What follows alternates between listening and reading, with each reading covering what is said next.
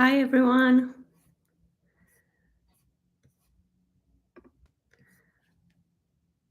Hi, guys. I am here. So let me know if you have any questions and if you can hear me. It's my first time doing this, so it's still a learning curve.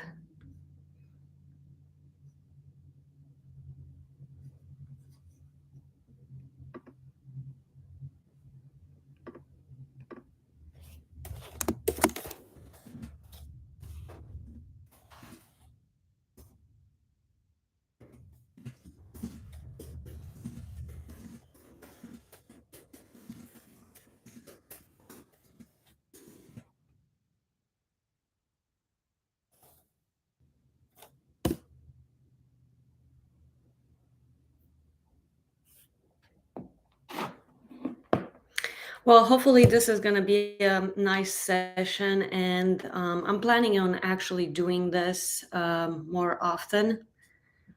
Hi, Ba. Hi, Ba. Is that how you pronounce it? I'm not sure. Now, if this is gonna have a good turnout, like I said before, I'm planning on doing this every week, maybe every Saturday around the same time.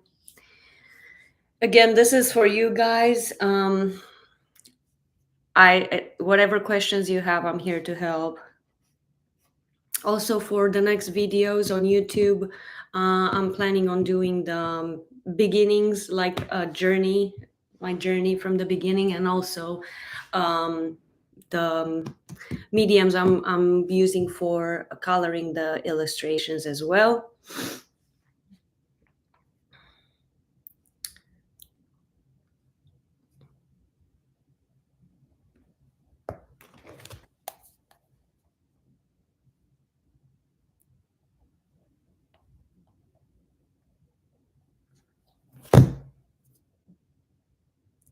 Hi, Marianne.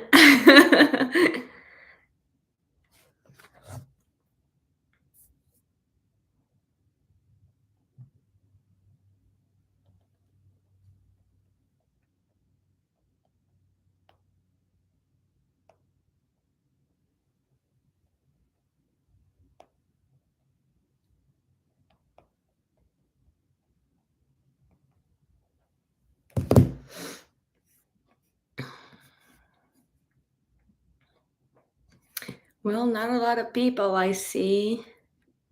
Hopefully, it's gonna get more crowded here.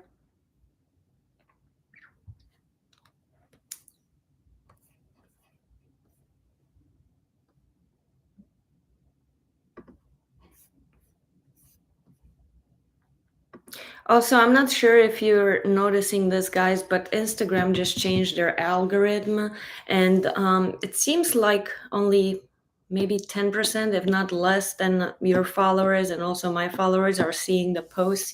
So hopefully, this is gonna get better over time. But I've noticed every time they're changing something at the very beginning, it's your followers are not going to see anything for a while, but keep on posting and keep on working on your craft, because it seems like the more you post and the more you work on that and are more active, the better it gets. It took me about a week or so, or 2 weeks, to get out of that loop of people not really seeing my stuff. I mean, the engagement dropped tremendously, so um, it's not your it's not your artwork. If you're wondering if it's if it's that, it's not.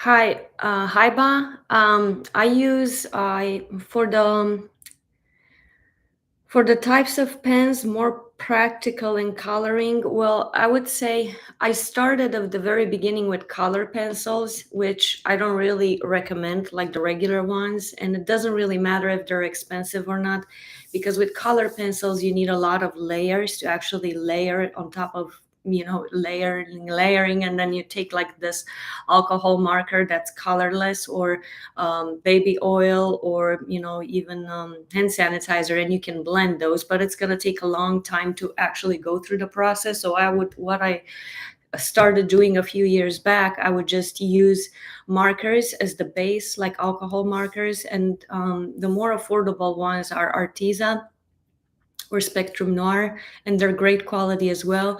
So you actually put that as a top layer, and then after that, you can even use more layers with the markers, but you need to be careful to actually make sure they're blended, and then you can go back in with the color pencils to add the shadows and the highlights and midtones.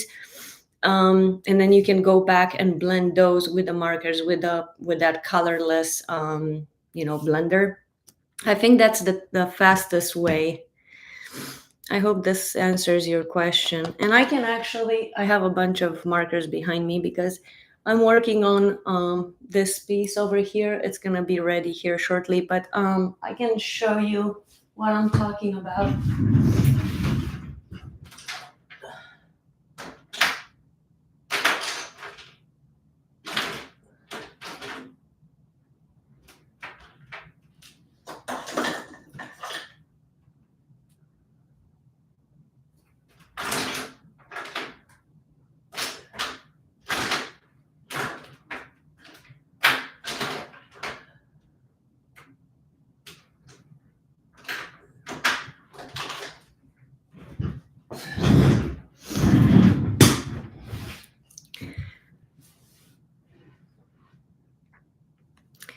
So this is from Prismacolor. This is the colorless blender that I was talking about. And they usually come with two tips. You can see how much I use this. And this is another Prismacolor. I think they're from different series or something. And they come with a chisel tip, this one does, and again, a fine tip.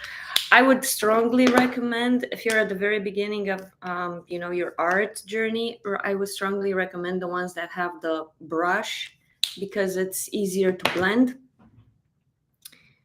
Hi, Amma. Okay, so for the paper for markers, sure, no problem. Haba. For the paper for markers that I used, I have it here, so I'm gonna show it to you. Guys, I don't use marker paper. So I don't use, that specific marker paper. What I use is a regular, very heavy duty paper. And this is kind of dirty, but I'll show it to you. And it's this brand. I think it's Bristol, and it's the smooth texture, so it doesn't have any tooth to it, the paper. And I used 27.9 by 43 centimeters. And also you need to look at this, like 100 pounds. You need to make sure it's this thickness, because if it's thinner than that, it's gonna bleed through. It still kind of does, but it really helps with the textures. So you can see, and this is thin, very thick paper. But again, it's really smooth, so the markers are blending easily. Stay away from the paper that has that watercolor paper that has that texture to it, because it's gonna consume a lot of your markers ink. And again, you're not gonna get that blending, flawless blending process with it. So get a paper that's thick and it's smooth. Hope this helps.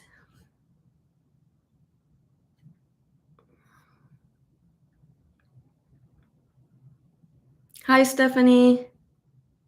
Hi, Krishini.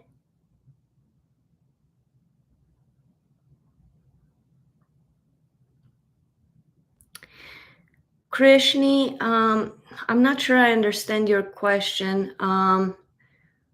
What to do for hide the patches from alcohol markers?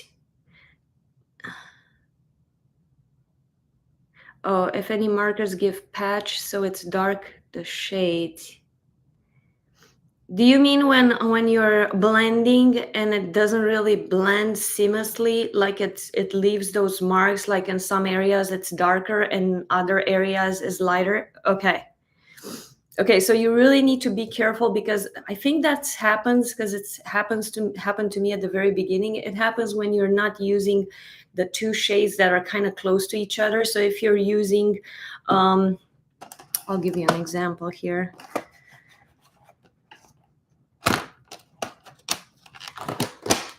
So see, if you're blending two colors that are kind of far apart from each other, like these two, sometimes it's really hard to blend these, and especially what you blend them with, because you cannot, I mean, I usually use three colors and I think that's the secret. So if I use two colors that are kind of in tones kind of further apart, I then go in and blend it, not with a colorless blender like you usually do, but I go in and blend it with a color that's in between them. Hopefully this helps.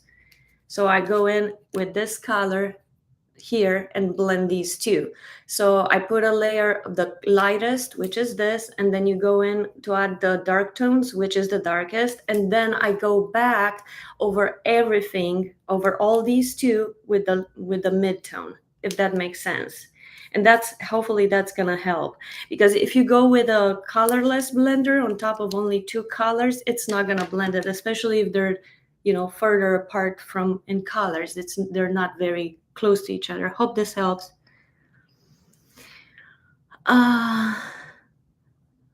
Let's see.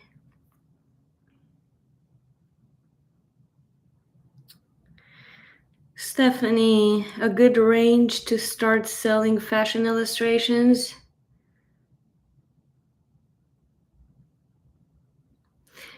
Are you looking to know, or do you need to know the pricing, like how to price your illustrations?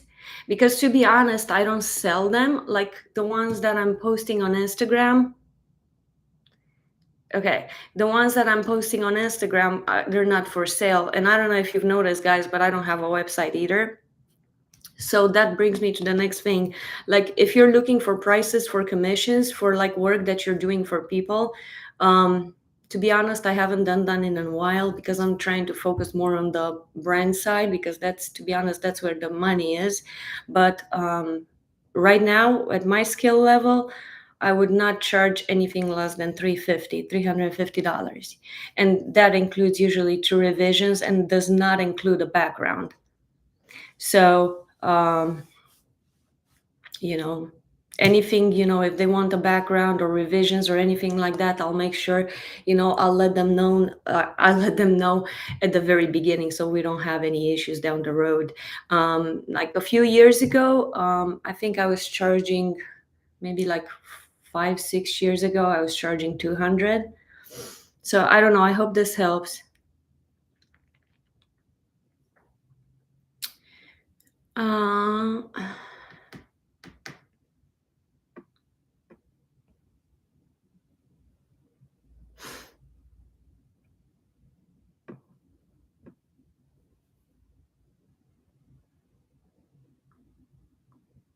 Hi, Ba. Yes, you can tag me or you can send those to me to take a look. But again, guys, like, I don't think this is a good idea, and that's why I see your messages on Instagram and I see, what you're sending me. But again, I made a video on that, and I mean, I can tell you what you can work on, but I don't want you to, be very dependent on anybody's opinion, because at the end of the day, you're the one who needs to do the work, and you're the one who's going to be able to see what's wrong. You cannot be dependent on other people's opinion. um, you know I hope this helps. I don't want to be rude or mean or anything, but what I've noticed and what I learned throughout all these years, and especially with the drawing process, is that what's very important is the way you look at things. Like, I'm an illustrator, I'm not a designer, so I always work from like reference photos. And what helped my drawing process to, be better and produce better artwork is really focusing on what I'm seeing in that picture. Hope this helps.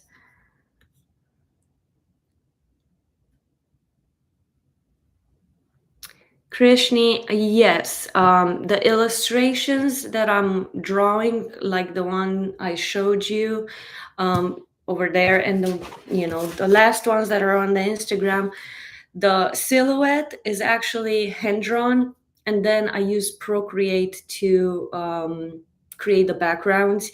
Because it's kind of hard to create a background on a hand drawn illustration. That's because it's not hard, but it's risky, because if something goes wrong, then I'll have to redo the whole thing, including the illustration. So I don't want to take that risk. Plus, with the Procreate or Photoshop or whatever, you can use other apps. You can change that background or delete it, or and still have your main illustration. So the way the process goes is I start creating the fashion illustration, coloring it by hand, then scanning it into the computer, then uploading it into the Procreate app. I work with my iPad, and then create the background from there.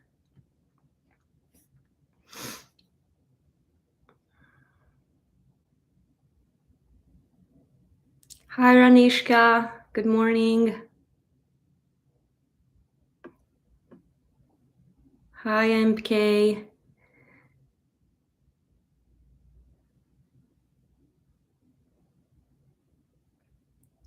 Hi, Krishni. Krishni, I'm not sure I understand the other question. What type of theme is your favorite during illustration?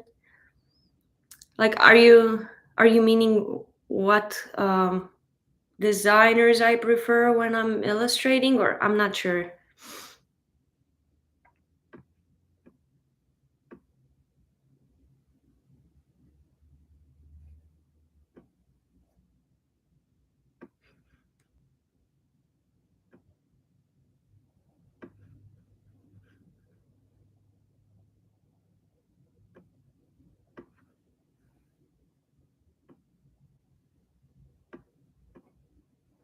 Also, the reason I don't use that marker paper, I think I have some around here, is because it's for some reason it's thinner, guys. It's thinner than the regular paper that I use, and I've never noticed like like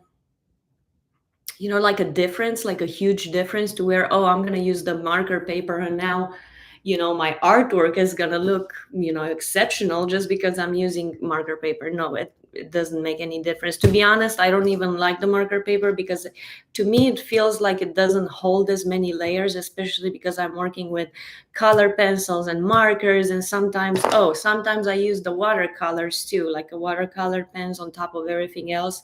So that paper is not going to hold that many layers. And the texture paper I was telling you about not to use, hopefully if I show you that's going to make more sense. It's So I showed you the one that was really smooth. The texture paper that you do not want to use with your markers, unless you want to use that and then be left with no markers after, is this. It has some, kind of holes in the paper. It's specifically made for watercolor, so do not use that.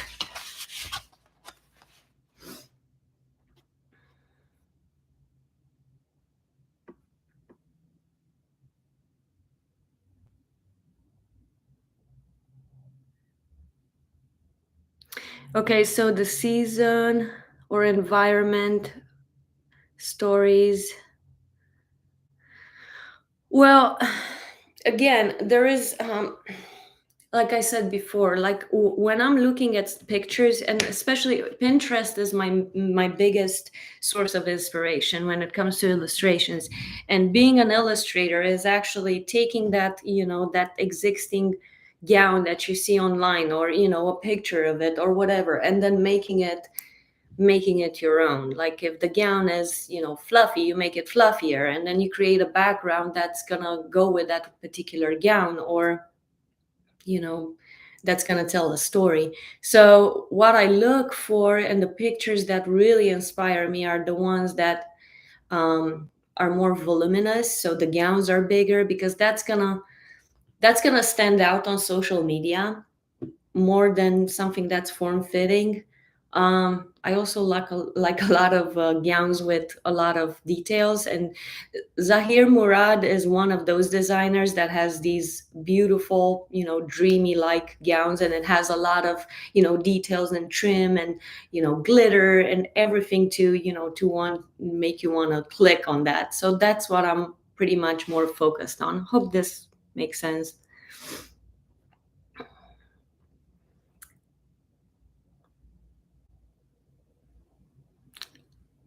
Alaya, hi.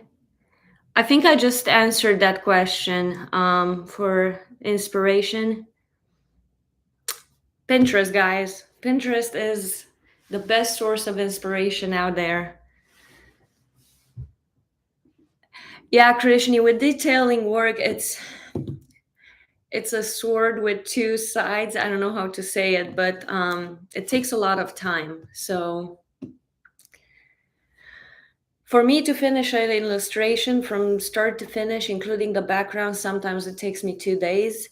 So sometimes I wish I would be more of one of those artists that creates more abstract work. And to be honest, I love those artists, especially like those illustrators who have these beautiful portraits, and they're half done, like the illustrations are half done. It seems like it's taking less time, and I tried to go into that style, but I just can't. I always end up, spending hours on a piece, and it's very clear to me that I'm very OCD about my illustrations.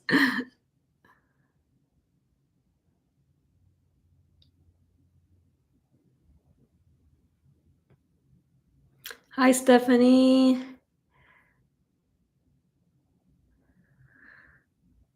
Mm.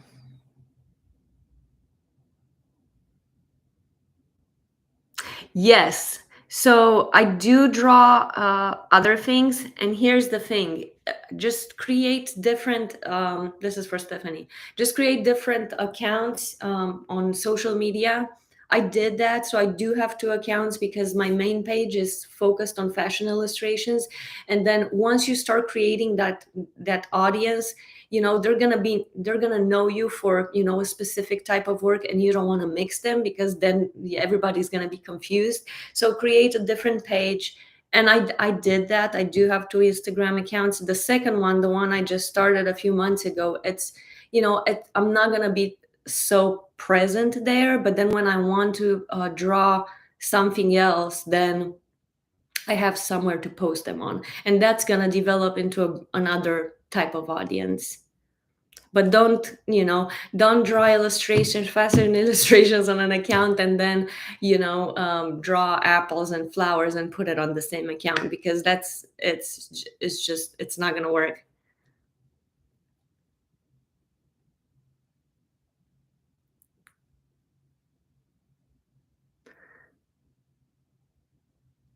The pencils that I use, color pencils.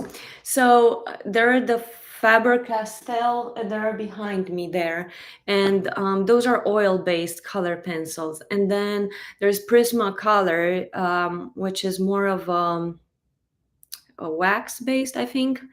Now with the oil-based, they're harder. So like the lead of the pencil is harder, and it's a little bit sometimes hard to blend. I mostly use the Prismacolor because they're smoother. They're more, they're kind of mushy. So when you go in and add the layers, you can definitely blend them easier with that alcohol marker thing. So, but then with the wax based, so with the Prismacolor, they don't, when you sharpen them, they don't get that very sharp point. That's the downside. And the best color pencils out there, guys. I'm not gonna lie, they are expensive, but I only use these when I color when I do like fur illustrations. But guys, these are amazing. They're the Caran d'Ache. I think they're Swiss. There's a Swiss. It's a Swiss brand. But these color pencils, and you can tell, like I still have them in the box because I don't want to use them because they're kind of pricey. But these color pencils blend so well and they don't fade. So if you're planning on selling your work down the road, I would strongly suggest using those. Stedler's, yeah. I actually only have, I think I only have a few fine liners from them, Krishni. Yes, Stephanie. Yeah, that's great. I'm gonna look those up, those Stedler markers. Now, guys, to be honest, like the good part of being motivated to create better work is that when you start having that audience, you're not brands like brands for pencils and markers are gonna start sending you stuff, and they're for free, so you get the chance to actually try them on.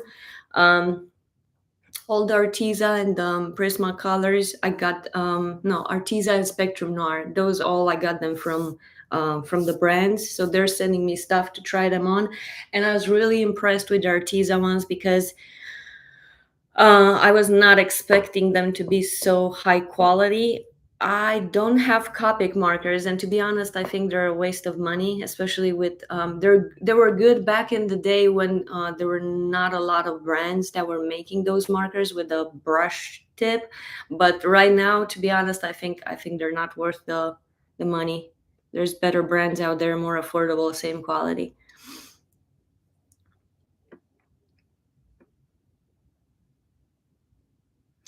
MK tutorials for beginners. I tried. I think I did a few years ago, and they're taking a long time for me to actually edit them. I did three of them, I think 3 or 4 years ago, and they were like a 30-minute tutorial on YouTube, and nobody really watched them. So I kind of given up on the idea. Um, every now and then, I put together some courses. I think I did one 4 years ago. It had like this nominal fee. I think it was $3.99, and it's not for sale anymore. So yeah, but I'll try and do those Instagram videos, reels. I'll try and have them in a more slower pace for you guys to see better. Hi, Scarlett.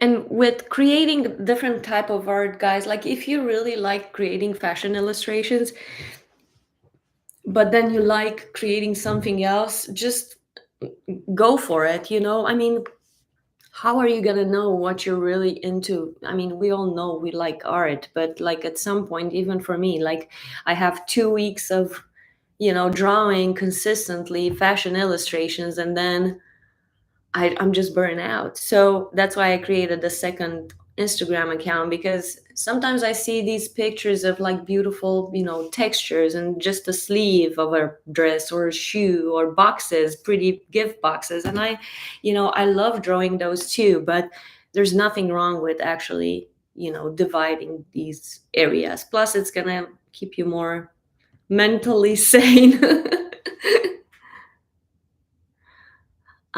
Advice for watercolors. I use watercolors, but not a lot.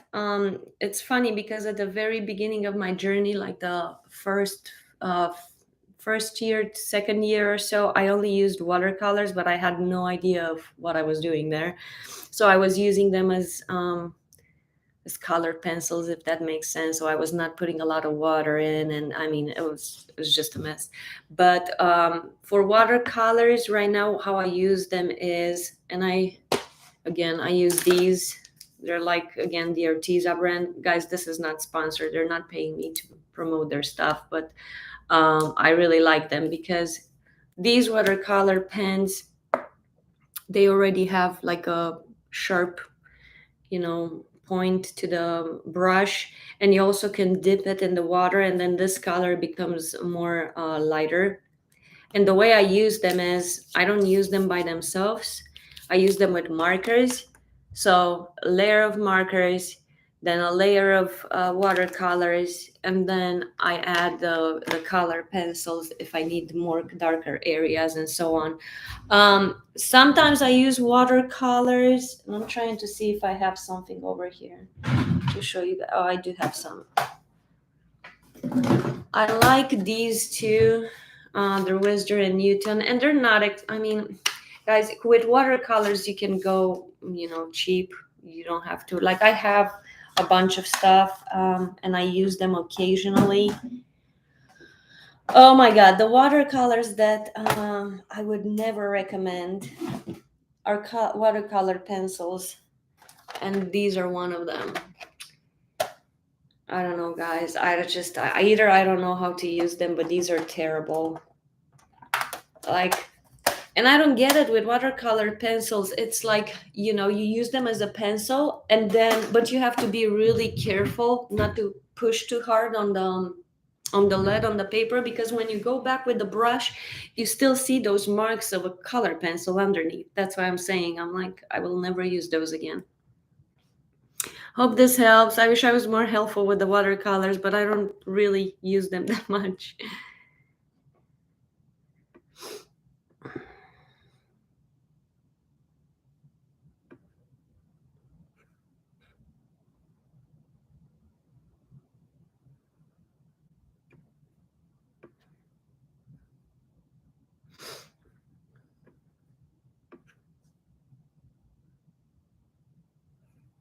Also, guys, for sure, no problem, Haiba. For pricing your artwork, I mean, this is gonna be like a never-ending subject, but your artwork should not be free, and your artwork should not cost $50 in 2023.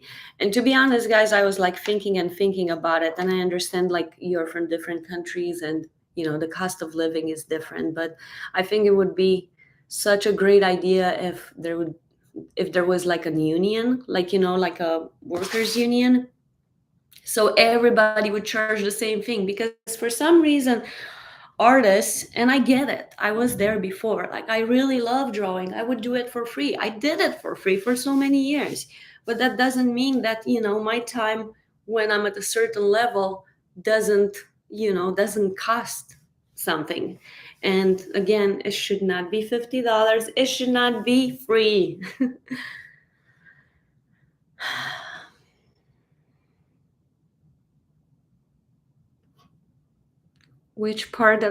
Marianne, which part of the drawing is more difficult to do? It's the hands, guys. I always struggled with the hands and feet. Hands are and fingers are so hard to draw. Um, for the longest time, I used to draw, illustrations that fashion illustrations that had, their poses would be like hands in the pockets or hands behind their back, so I wouldn't have to draw them. But lately, I've kind of enjoyed it. I started enjoying doing it because I find that some long, skinny fingers on an illustration makes it more beautiful. I'm weird. Maybe that's just me.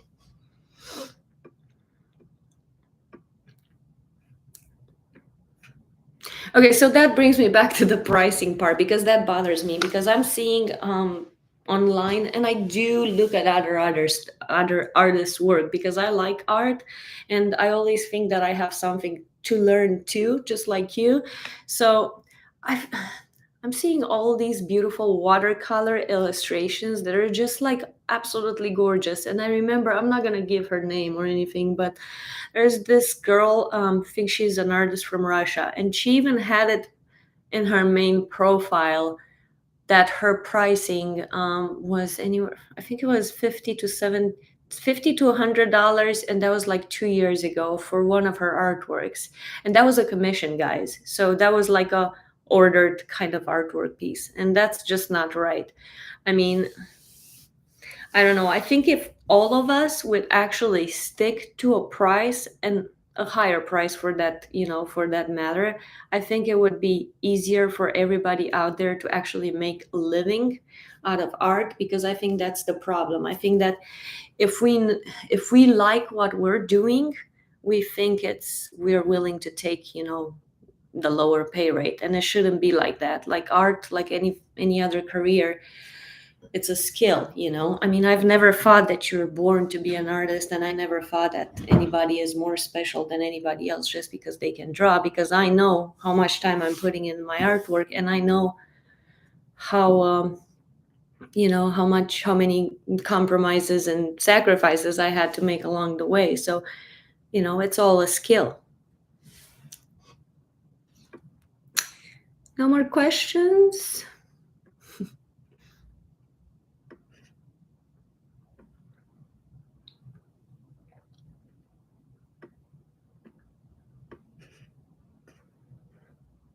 I mean, I could go on a rant for 2 hours only on the pricing part, because it's just, oh, and like at the very beginning, like the very first 2 or 3 years, I had no idea how to price my artwork. Not a clue. So I reached out. This is what I'm saying about the art community not being transparent and not sticking for each other. And I mean, this is just wrong on so many levels. But I reached out to this girl on Instagram, and she was at 50K followers and all that. So I was really looking up to her. Needless to say, now I have to make, apprentices. Now I have more followers than her, and she has less, but that's not the point. I just reached out to her and I asked her, hey, I've noticed you worked with so and so. I think it was my first Louis Vuitton event. And I said, how much did you charge? Because we are like in different states, but it's still in the US. So I'm like, I don't want to, charge less than everybody else, but on the other hand, I don't want to lose them as the customer, especially my very first event. I mean, this is huge, guys. So I really need to know, like, at least an estimate. How much? What was your range? How much did you charge them? Uh, and she sent me a message back with a link to her book, where she put out this book where she's saying how much she's charging and how to find your customers. And I'm like, I was so disappointed, guys. I mean, if I have to reach out to you for a link, you want me to pay you to tell me how much a customer should pay me? Like, no, this is not right.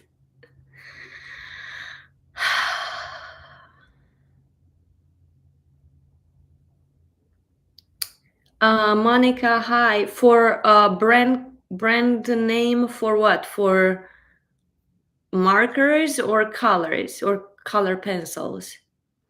Because for markers, I mostly use Arteza and Spectrum Noir. And if you're just a beginner, try and get the ones that have like a brush nib, like I was showing earlier, like this for the markers. And for the color pencils, I mostly use Prismacolor. So those are like the entry level kind of color pencils. And guys, you don't have to like invest in expensive art supplies, especially if you're not selling your original artwork. And nowadays we're living in the social media thing, so even if you get a commission, chances are you're probably are going to ask to give them the digital copy of the artwork. So it's not worth it to actually invest in thousands of dollars or hundreds of dollars or 10, in art supplies. It's unless those art supplies are just crap and you're not able to work with them, like Crayola brand. That kind of stuff. I hope this answer your question, Monica.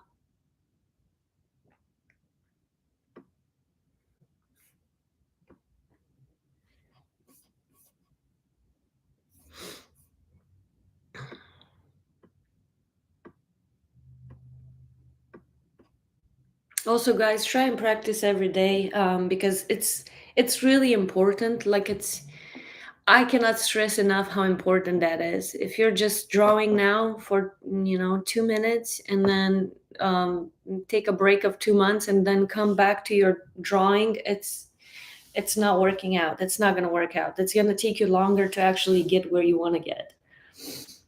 It's all about how you're seeing things. Like, it's very hard for me to explain, but when I look at a picture, I don't look at the picture as, oh, here is a beautiful dress and let me go ahead and start drawing it. I look at the picture and I see a corner, and that has the shape of an L, and then this is where I'm supposed to put the darker color. Oh, and then there is, like, another trim. Oh, this has the shape of an S, so I'm drawing the S. Like, it's very important how you see things.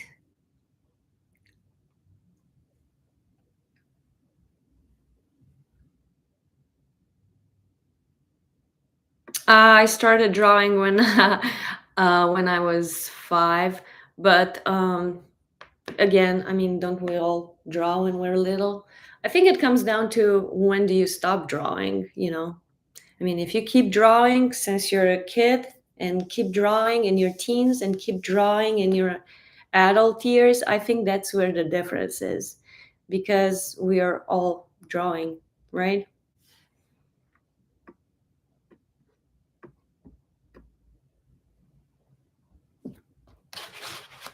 Any more questions, guys?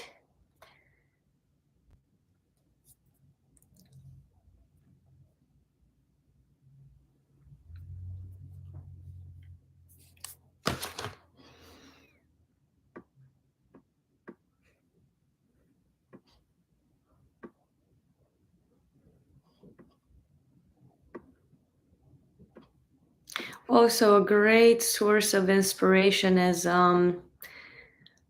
following accounts that are posting, fashion related stuff. So I do follow a lot of pages that have more runaway poses, because that's what I've been, drawing. So I'm more focused on runaway poses, or more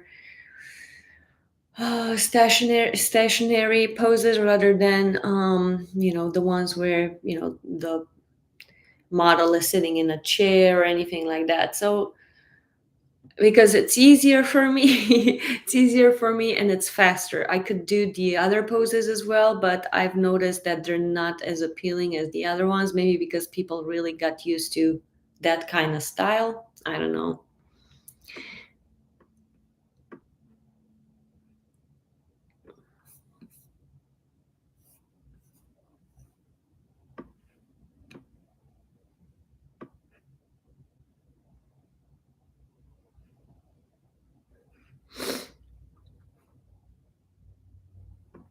Okay, guys. Well, I think that's it for today. Hopefully, we'll meet again next Saturday. I'll post other, times, see if other times are working better. And yeah, that's it for today. Thank you so much for showing up. I thought would not there's gonna be not a lot of people, but we did have quite a few people here.